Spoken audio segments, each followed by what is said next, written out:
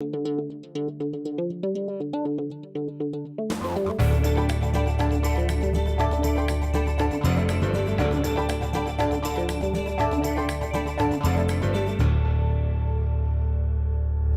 provided by Walters, Papillon, Thomas Cullins, LLC, specializing in business litigation and personal injury cases for over 40 years. President Ann, President-elect Mike, Executive Director Sherry, fellow Rotarians and guests. Thank you, past President Felix, for your great introduction. It is a privilege to be here today. And may I just take a moment to mention one of our guests is also Margina Spencer, who preceded Sherry in the role as Executive Director.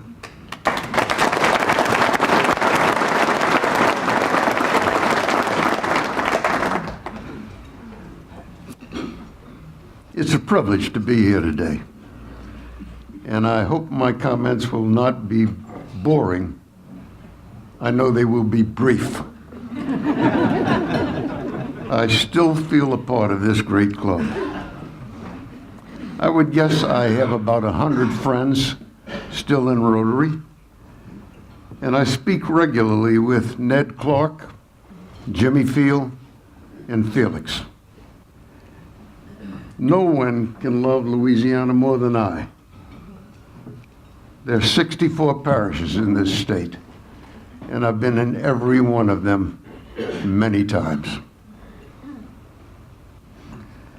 Although the population of Baton Rouge is nearing the 900,000 mark, when my great-grandfather stepped on these shores, the population of Baton Rouge was less than 5,000 people.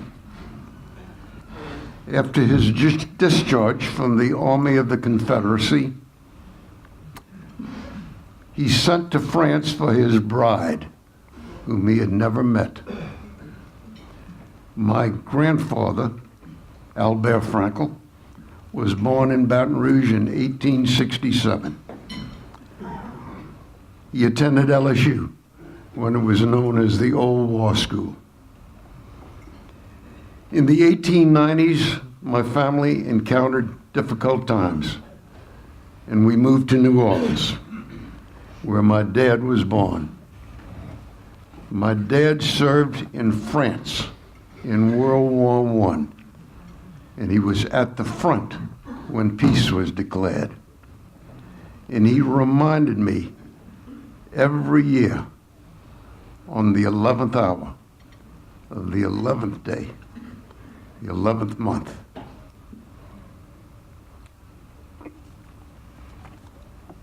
to thank God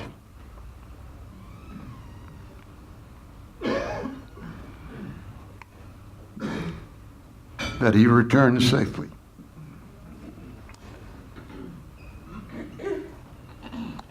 My mother and father taught me to love this country. And I hope you have wonderful parents, as I did. After finishing my education in New Orleans, I moved to Shreveport to work for an uncle and to learn all I could about the wholesale furniture business. I unloaded boxcars. I kept books and listened carefully to my uncle, who was an extraordinary mentor. But I had a difficult time. I lived in a boarding house. My roommate was a bricklayer. After sending home money to my parents, I lived on less than $2 a day for a bed, breakfast, and supper. I became ill. First with chickenpox, then with malaria. When I did recover, the Korean War had begun, and I was called to active duty in the Navy. An important lesson that I learned early on was you do not discuss politics, religion, or sex in the officer's wardroom. By a twist of fate, I met my wife, a native of Charleston, South Carolina. We were together less than 100 hours when we got married. I would not recommend this to any other.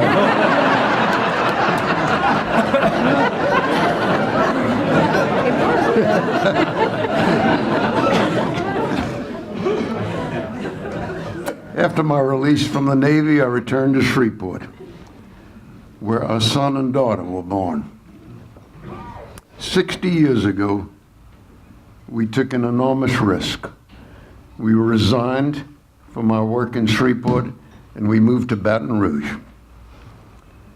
We opened our own business with no customers, no reputation, very little money, as Felix pointed out, and a lot of debt.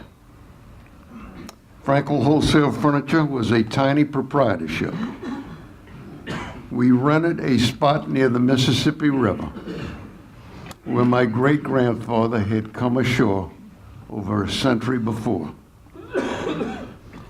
My most critical assignment was to find customers. And each day I would set out into our little territory, which stretched from Opelousas to Ponchatoula, Morganza to Napoleonville. My batting average was terrible. It took 16 calls to find one customer who would try us. My biggest problem was dealing with rejection. One call stood out above all others. I was told of a store in Pierrepont, Louisiana, which sold groceries, hardware, and a lot of crawfish wire. They also occasionally sold cotton mattresses and steel bed springs and linoleum rugs and wooden chairs, all of which were in our inventory. I remember we sold wooden chairs each for $3.95. I headed down Highway 1, past Plaquemine, White Castle, Donaldsonville, and turned right over 10 miles of Oyster Shell Road. The store was on the bayou. No, that's not right. The store was in the bayou.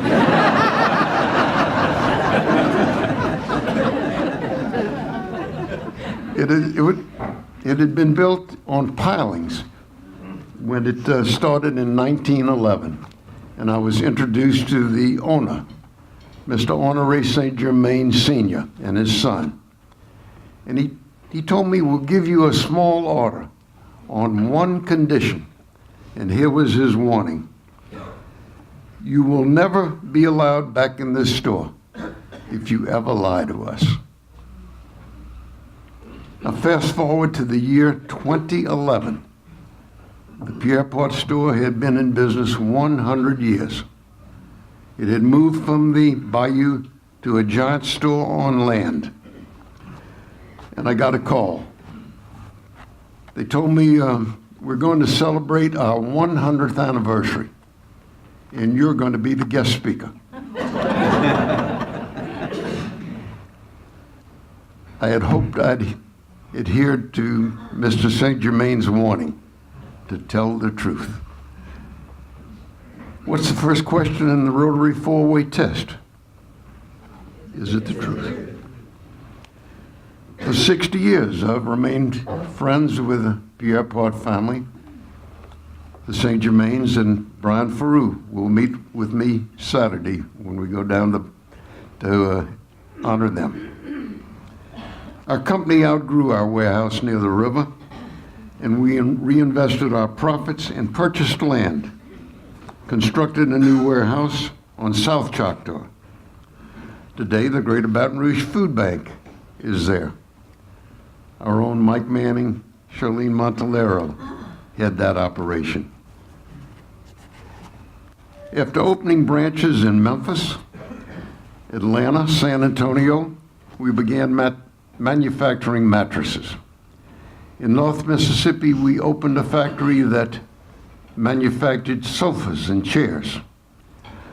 Eventually, we served 2,000 retail dealers in 13 states. Early in our career, we had established a profit-sharing plan. Byron Cantrell Sr. helped me with that. With the help of Jake Netterville, who will be honored tonight, and Felix Weil, we converted it to the ESOP, the Employee Stock Ownership Plan. And that permitted the transfer of my stock 100% to 1,106 employees. There's an old saying, first build the organization, then the organization builds the business. At that time, our company was strong enough 40 years ago to allow me to accept an invitation to membership in Rotary. It opened up a new world for me of fellowship and service. At that time, we were an all-male, all-white club, and you remember, Richard. Fortunately, that has changed. Rotary today remains one of the great experiences of my life, and I hope it is for you. Before our company was sold, it had existed under 11 presidents, from Eisenhower to Obama. To enjoy the freedom of opportunity under the free enterprise system, to found and grow a business, to create jobs, to own a house, to educate and guide children, were among the many who lived the American dream. At age 70, it was time to retire. My wife and I had rented an apartment high on a hill in San Francisco. There are 43 hills in the city. Our leisurely cross-country drive took us through South Dakota, Mount Rushmore, through Wyoming to see the granddaddy of all rodeos in Cheyenne. Over the years, we've had hundreds of visitors. If you do not formulate some kind of plan for your retirement, you may be disappointed. Luckily, I went back to school. Possibly, it is a premier place for lifelong learning in the country. There are no exams. There's no required reading. There's no grades. I've enjoyed 237 courses from 90 different professors. Subjects have ranged from the history of the Supreme Court to the life of Louis Armstrong. I'm reminded of the paragraph on my desk, engraved with the saying of Michelangelo, "I am still learning." Last year was a tough year.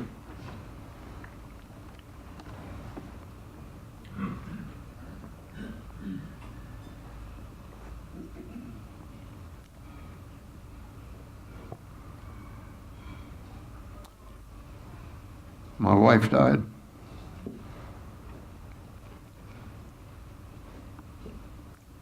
Not long thereafter, our little dog died. As I wind down, I'll mention a very few thoughts which have helped me over 91 years. We all make mistakes. The advantage of living long is having time to correct mistakes. That's called experience. Among the important things I've learned is to listen to everyone. Ask questions. Try to put yourself in the other person's shoes. Nothing is permanent. Things change. Life is full of uncertainties. Try not to be impulsive or judgmental. Don't waste time on jealousy, and don't take yourself too seriously. Try to lead a balanced life of recreation, rest, and work. And work can be so satisfying if you like what you do. Family, friends, faith form the foundation of a good life. It is important to plan ahead, particularly financially. Life is short. Thank God we cannot foresee the future. You are fortunate if you love and have been loved. In conclusion, I read an essay about a man who lived 109 years. He said the most important thing he learned was to, quote, separate the things I can control from the things I cannot, unquote. Talk less, listen more. God bless Rotary. God bless America.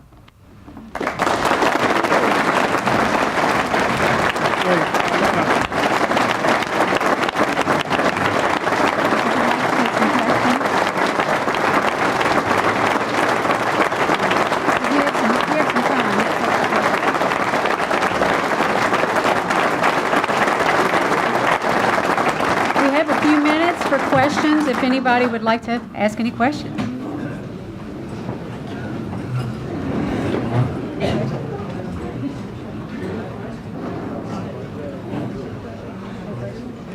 Did you say everything? There's a question? Here, there's a question. Yes, sir. Yes, sir. If you could have done anything differently, what would you have done differently? Sensational question. I'd have spent more time in school trying to educate myself.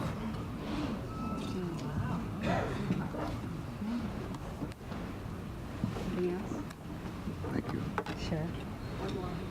Thanks. Meeting adjourned. Oh, wait. There's one more question. Wait, let's see. Not getting off that easy.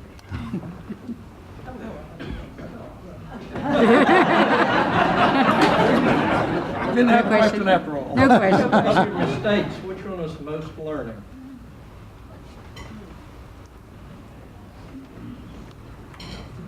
Another great question. Too many to pick one out.